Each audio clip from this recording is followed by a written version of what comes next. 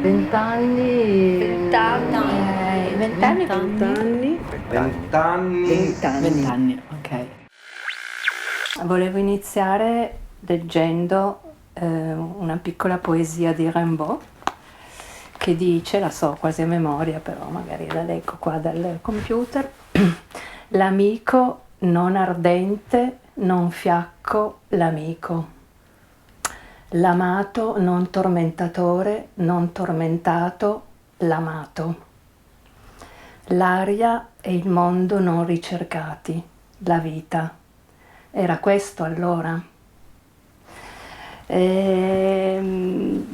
me emoziona moltissimo e penso che lascio parlare gli altri appunto al posto mio su quello che è la giovinezza e quindi 20 anni.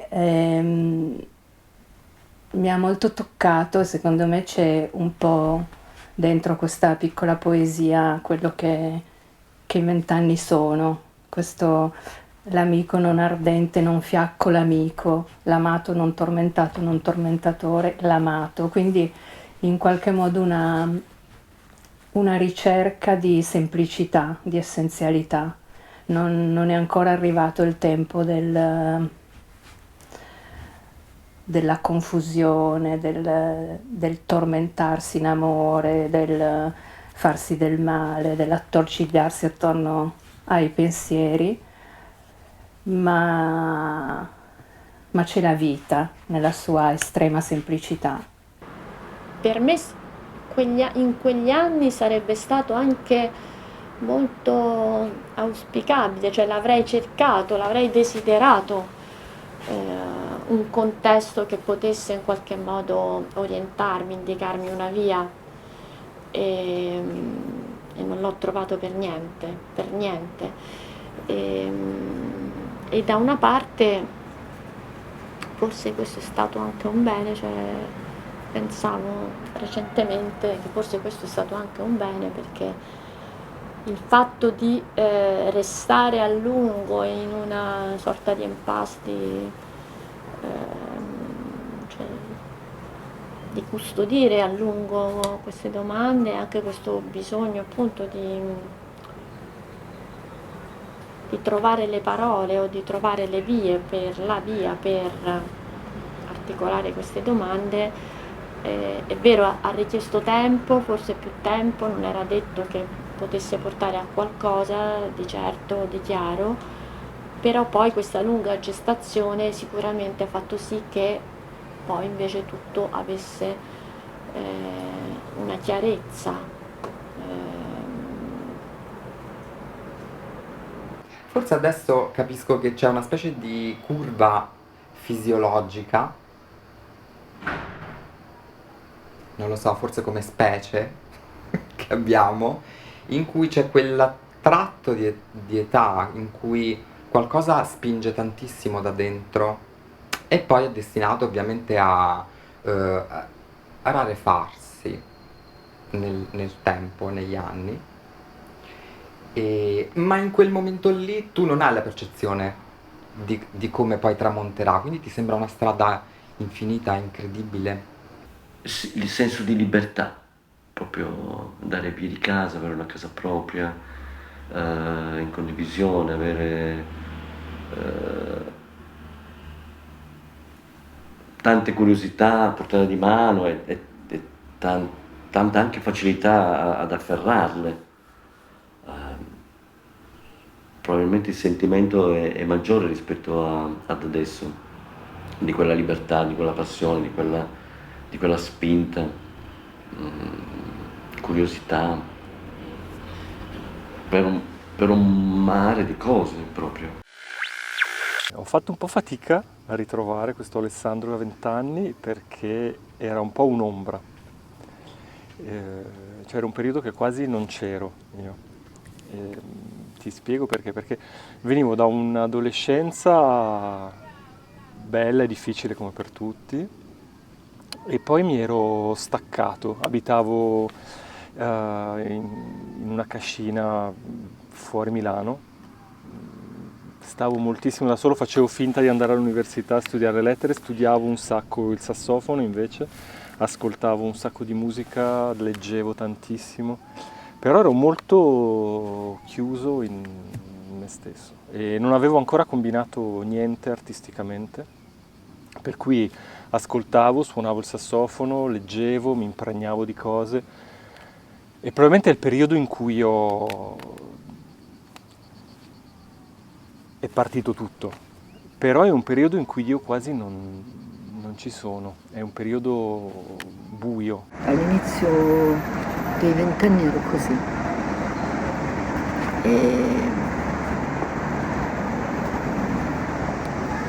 E io guardo questa foto, un po' come fa Nierno, una delle mie maestre, e mi ricordo tantissime cose di questa fotografia. Mi ricordo perché ho i capelli tagliati così, perché li avevo molto lunghi, ma mi ero fatta una permanente di quelle che si usavano allora, molto fitta, e i miei capelli sono sottilissimi, quindi erano diventati inestricabili.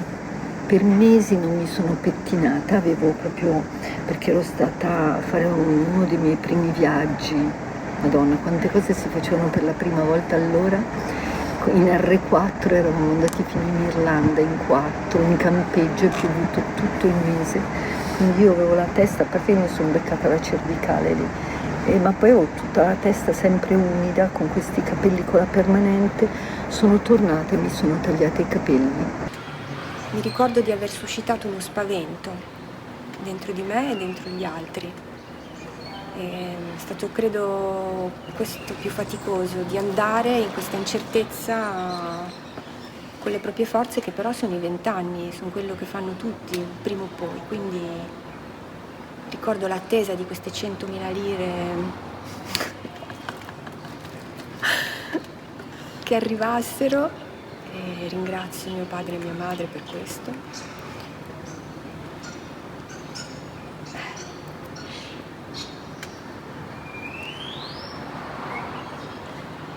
A 20 anni poi l'avvenenza, perché erano gli anni '80, quindi una grandissima cura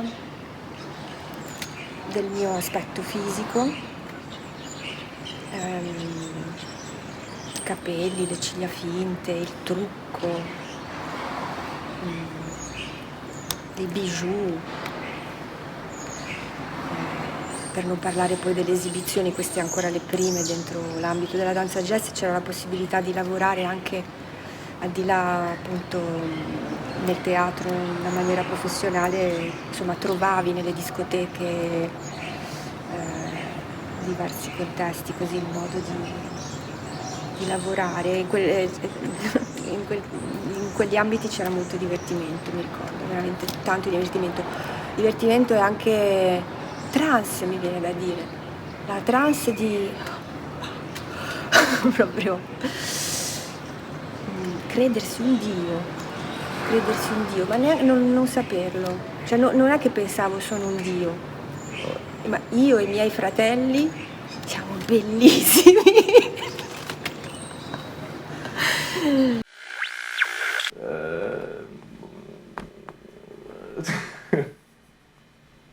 Ero abbastanza concitato, diciamo che mi sfogavo nel weekend e... No, una volta che ho fatto pure sfondato la porta di casa perché...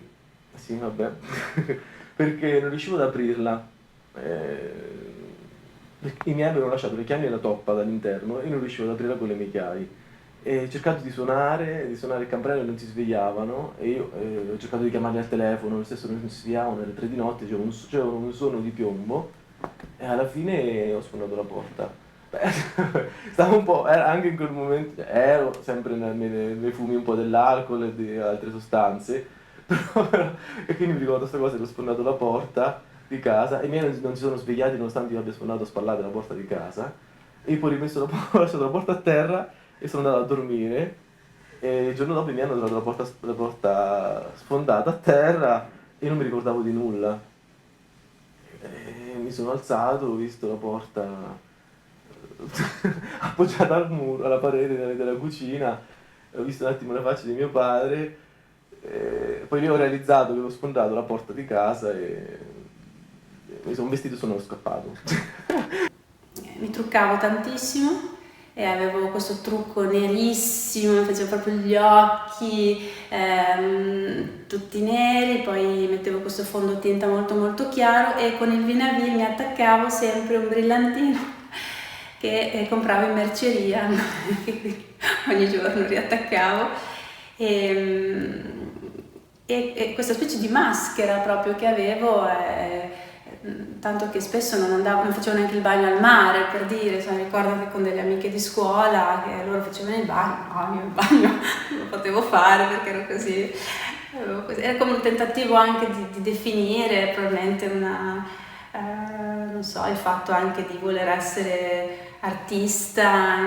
E all'improvviso in quell'anno ho capito che il percorso che avevo imboccato era sbagliato e, come ho fatto spesso, ho interrotto e ho cambiato direzione, e con il mio compagno del tempo ci siamo trasferiti in un'isoletta dell'Oceano Indiano dove abbiamo iniziato a accompagnare i turisti a vedere gli squali la notte, per cui è stato, a 20 anni, dopo aver iniziato un'accademia professionale, ho sospeso completamente gli studi e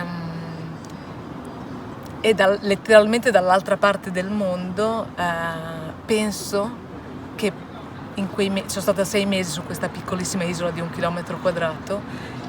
In quei mesi di sospensione dalla danza e da tutte le informazioni che il mio corpo, la mia testa aveva elaborato e compresso in qualche modo, anche tutte quelle regole contraddittorie una con l'altra che avevo ricevuto, no?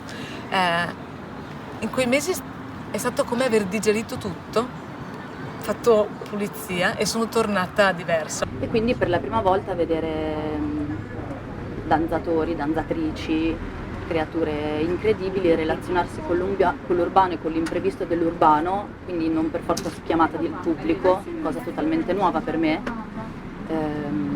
ti ridisegna veramente il paesaggio urbano in modo completamente diverso. È come se ci fosse molto più spazio di quello che pensiamo. Improvvisamente capisci che c'è molto più spazio, che possiamo anche stare sotto questo tavolo. E a 20 anni capire che a un certo punto puoi stare sotto questo tavolo ti sposta. E inizi a fare delle cose assurde, tipo iniziare a infilarti sotto i tavoli nei locali. Sì, ero particolarmente odiosa. Avevo una tuta di jeans, forse un po' si vede, quelle tute un po' da operaio, questa camicia. Mi piaceva essere un po' maschietta, devo dire la verità. Anzi, avevo un po' questa... mi sarebbe venuta qualche anno dopo in maniera più consapevole, però ho sempre avuto un'attrazione verso l'androginia. Mi piacevano delle figure che fossero in maniera delicata maschili e in maniera un po' forte, no, dall'altra parte. E però ero una bambina, totalmente una bambina. E mi fa impressione perché allora io mi sentivo molto grande e adesso che mi guardo dico: ma cavolo, ero una bambina. Il tuo corpo spirito inizia a prendere forma, no? Poi non sai che peso hai, non sai esattamente cosa stai facendo, ma senti che hai le mani, senti che hai la bocca, senti che e che devi rinunciare anche a una parte della vita che oggi, passati tanti anni, non è così secondaria, cioè il fatto per esempio di sapere che ti stai donando al lavoro artistico e non vuoi avere figli, no?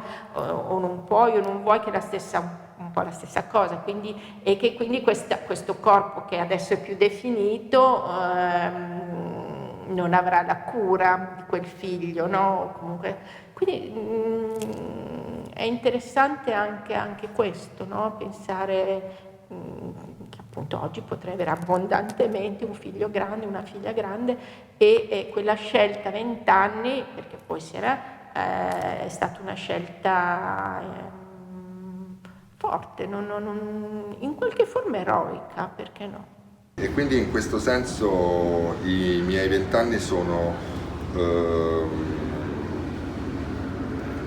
Sì, un assoluto banco di prova per reggere emotivamente l'intensità di quello che successivamente, con esperienza e con coraggio, avrei gestito completamente senza paura fino ad oggi, mentre a 20 anni avevo ancora molta paura, ma in qualche modo toccavo comunque quel tipo di intensità. So che suona un po' apocalittico, ma era veramente così a 20 anni. Le cose avevano veramente una pressione e un'intensità a tratti ingovernabile e dovevi fare qualcosa per governare questo e cavalcare quell'onda anche se sapevi che ti mandava a sfracellare sugli scogli. Faccio fatica con il tempo e i miei 20 anni perché non ho una percezione chiara di me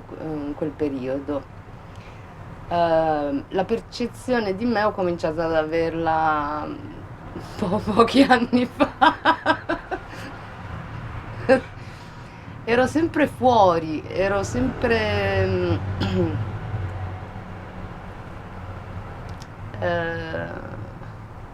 non so, c'è una teoria filosofica che parla del fatto che la tua anima non è dentro, ma è fuori, no? Cioè tu sei quello che vedi, tu sei quello che hai fuori di te, non dentro.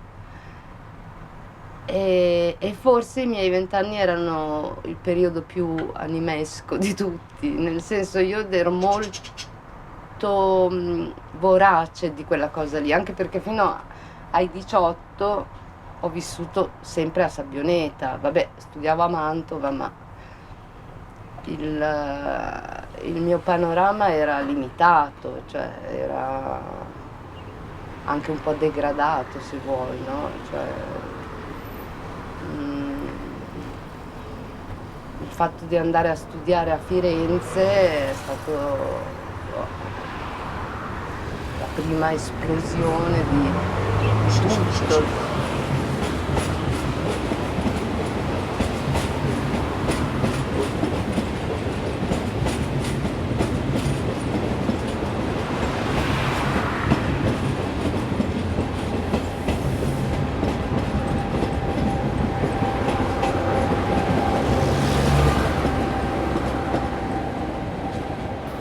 Allora, 20 anni. 20 anni. A 20 anni. 20 anni. 20 anni. Era importante per esempio non disperdermi e quindi non andare a cercare tutto o tanto, ma assecondare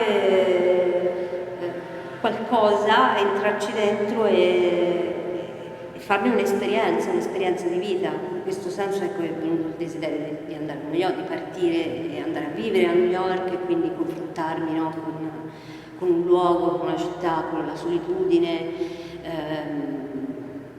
con la possibilità di vedere tante cose che altrimenti non avrei visto, anche perché New York per esempio, così come Firenze, anche New York è una città diversissima da come è adesso, ma proprio un'altra città quasi, no? Era molto più dura, era meno gentrificata, era molto più lontana anche, avevi la sensazione proprio di andare al di là dell'oceano, no? Cioè partivi e dicevi chissà quando tornerò, fra un anno forse riesco a tornare, non c'era il cellulare quindi ti sentivi al telefono una volta alla settimana se andava bene, cioè quindi andavi veramente lontano. Prendi, sali sul furgone, vai in Germania e dalla Germania scopriamo che siamo a 2 passi da Berlino e diciamo no, perché? No, caspita, ci siamo ormai e quindi sempre in autostop andiamo a Berlino, c'era ancora il muro chiaramente, quindi insomma visti mica visti e anche lì io sono contentissima di aver visto una Berlino di quegli anni, già arrivavi con queste macchine, quando entravi nella Germania Est c'erano queste torrette con i fili spinati, con i soldati della DDR, no? Che sembrava di entrare in un altro spazio-tempo, cioè non non erano più gli anni *80, era molto inquietante, almeno io lo vivevo in maniera molto inquietante quel passaggio, perché era, cioè, sembrava di ritornare al periodo della seconda guerra mondiale, no?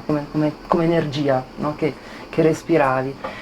Poi superavi il varco per entrare nella Berlino Ovest e lì si apriva invece tutto un altro mondo, e anche lì ospitati negli squat berlinesi, abitati da gente che erano già più grandi di noi, perché erano già persone che, se io ne avevo 18, ne avevano già 30, 35, avevano già dei figli, molto ben organizzati, no? Con questi palazzi dove c'era sì la cucina in comune, però ognuno insomma questa dimensione della comunità che era molto diversa dalle comunità che durante i miei, diciamo, viaggi o pellegrinaggi italiani trovavo. La dimensione italiana era molto un po' autodistruttiva. In quasi tutte le comuni dove sono andata c'era uno sfacelo dovuto prevalentemente alle droghe, mentre invece a Berlino la gente che lavorava, aveva dei figli. Dal mio punto di vista il momento più forte,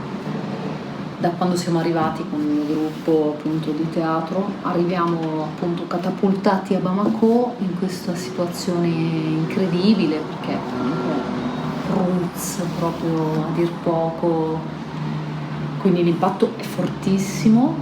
Il ricordo che ho sono nello specifico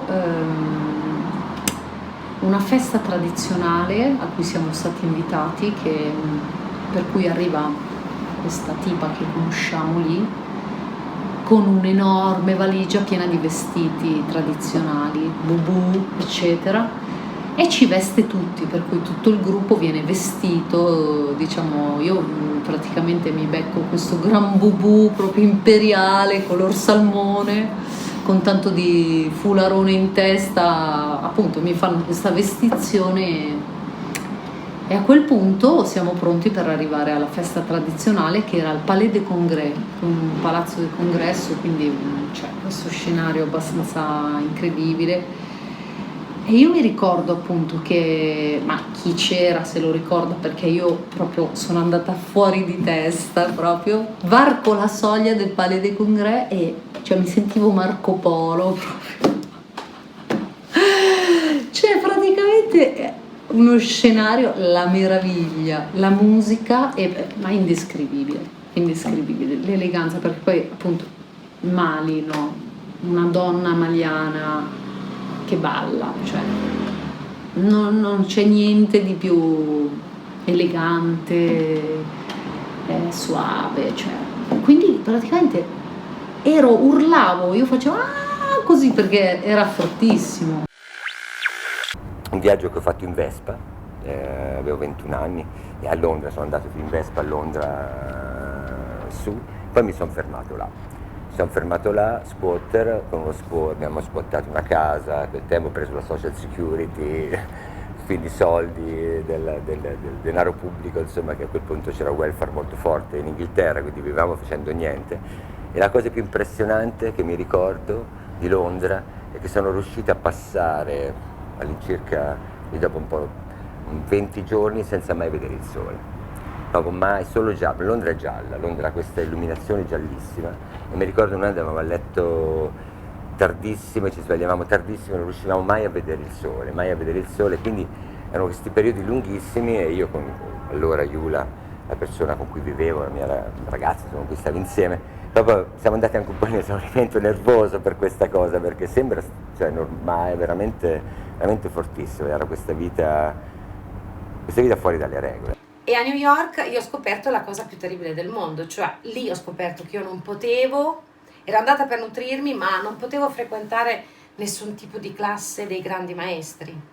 Non reggevo 3 secondi, non reggo il mito, non reggo la proiezione verso qualcun altro che non sono io, e alla fine mi sono trovata alla St. Mark's Square, che era questa chiesa, diciamo, sconsacrata, dove tutti i danzatori andavano lì, e la mattina c'erano offerte delle pratiche di riscaldamento di varie compagnie, di vari autori, vari coreografi, e lì invece ho capito che si poteva ricercare Cioè il giorno stesso in cui io ho capito questa cosa, dopo varie mattine, lavoravo fino alle 4:30 di notte in un bar nel Village e poi la mattina alle 8, era dura ma ce la facevo, e quindi andavo lì e varie personalità, infatti mi chiedono i nomi, ma io non do valore al nome del maestro. Io ero lì, ero disponibile come corpo, come danzatrice, e anzi ho ricevuto anche delle offerte per rimanere lì a lavorare, ma in realtà l'idea andiamo tutti a sperimentare sui tetti, tutti sui bidet, tutti spirali fino a dopodomani. Cioè io ho capito che finalmente da qualche parte l'America aveva aperto le porte a ok, va bene tutto, io voglio sperimentare, sperimento, questo è il mio codice, non devo stare dentro i codici dei grandi maestri. Finalmente andavo a vedere uno spettacolo a Parigi a 20 anni, cioè sono andata inorridita, perché era uno spettacolo di una compagnia molto importante, ma per me c'era un livello egoico assoluto, cioè sono uscita completamente innervosita, ma anche depressa, non me ne fregava niente. Ho detto, Dio, sono venuta fino qui, che comunque non era stato facile, ho lasciato tutti gli amici, le cose da sola, non conoscevo a parte mio fratello nessuno a Parigi. Poi ero anche un po' timida, insomma, e quindi era stato abbastanza uno shock. Io non andavo in vacanza, non avevo il desiderio di staccare, no? Da qualcosa per questa cosa mi è rimasta anche adesso un po'.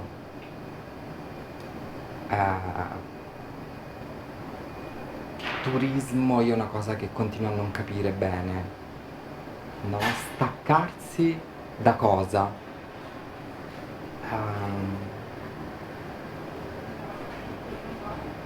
Sì, ok, il viaggio.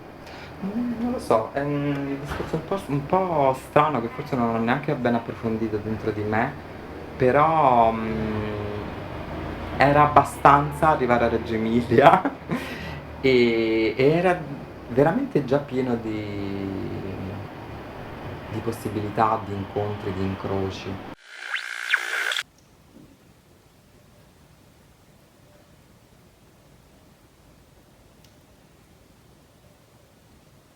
Oppure in mezzo, tra i due, tra Ravenna Teatro e Abiedo, c'è stata anche appunto l'esperienza di tournée con Masaki Iwana. Quella è stata ancora diversa perché era un'esperienza, era stata all'estero innanzitutto, quindi la prima volta che ho lavorato in un modo così continuativo fuori dall'Italia. Abbiamo presentato lo spettacolo in Germania e poi in Francia, in diversi posti. E per un mese siamo stati a Parigi. Ovviamente le condizioni economiche non erano diciamo favorevolissime, per cui io mi ricordo che stavo in questo convitto di suore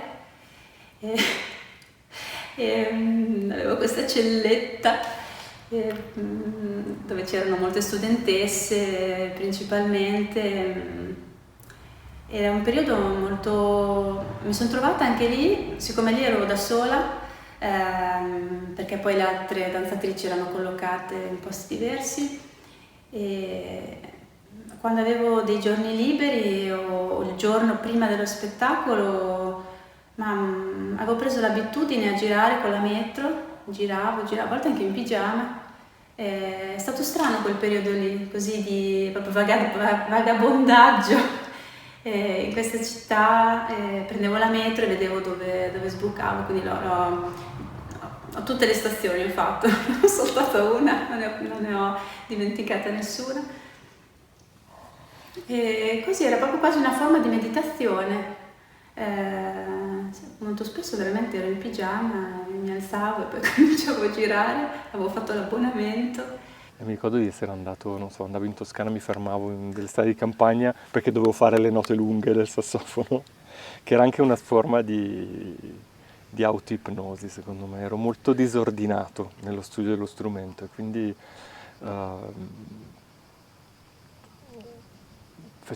avevo un suono bellissimo. Quella era la cosa fondamentale, sviluppavo il mio suono e quindi note lunghe, ore di note lunghe. ripensandoci adesso è anche una forma di trance, di non essere lì, essere da un'altra parte. Quindi secondo me ho anche rischiato proprio di sparire completamente in quel periodo.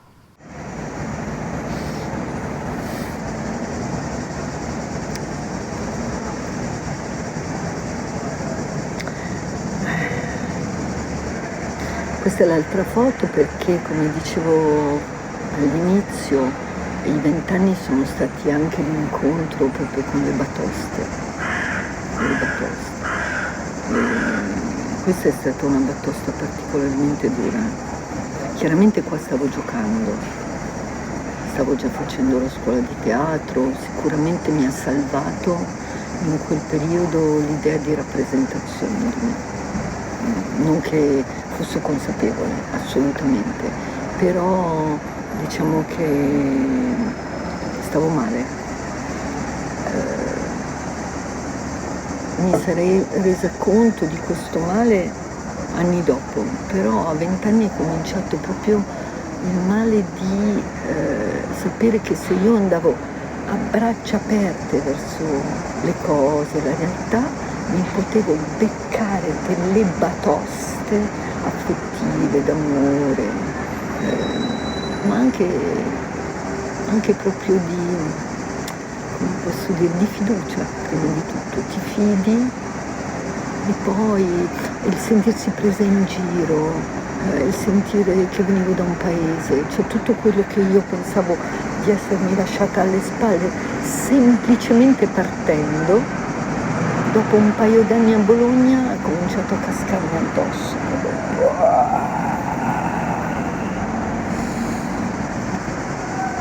E ho avuto bisogno proprio di farmi fare questa foto.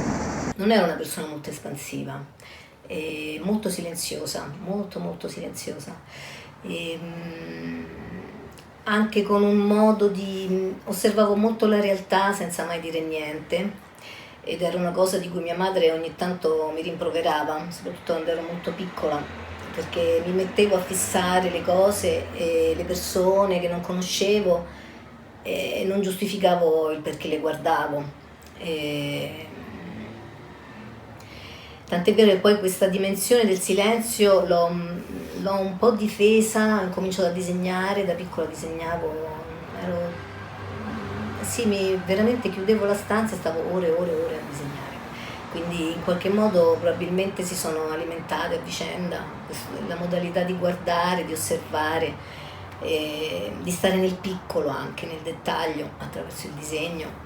Era probabilmente perché avevo il bisogno di crearmi un mondo, chissà, una dimensione, crearmi probabilmente stare nel silenzio, nel mio mondo.